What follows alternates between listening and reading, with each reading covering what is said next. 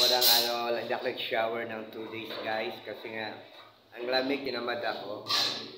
So nga kasi super panood ako ng mga vlog ni Tekram. Ganda kasi yung story ni ang kwento ng buhay ni Kirby. Grabe ang nangyari sa buhay niya, napaka masalimuot. Grabe yung nangyari sa tatay, nanay niya din.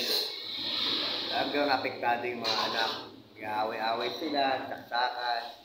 Ang ending, tinulungan sila ni Lord. Ginamit si Sir Tekram para maayos yung buhay ni Kirby sa tapos dalawang ibang kapatid na si Ket at sino ba yung isa? Si Jesus. Kaya yun, ginamit si Tekram para maayos ang buhay. Nasa puter na ni Tekram si Kirby guys, kaya okay na siya. Mga Tekram, mag-subscribe naman kayo sa channel ko.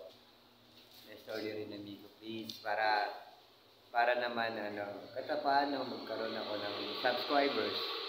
At i-follow nyo naman ako sa Facebook, Nestor Amigo. Then follow my Facebook at TikTok.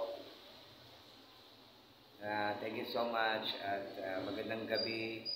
Naway pagpalain tayo ng Panginoon sa araw-araw at matuto tayo magpasalamat sa mga kahit konting bagay lang.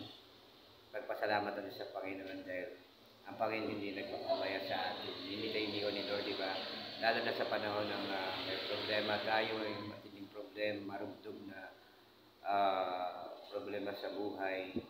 Yung mga nangyari sa atin, kaya natin yun. Just because of the Lord. Yeah, bye-bye. Thank you so much din lang, guys.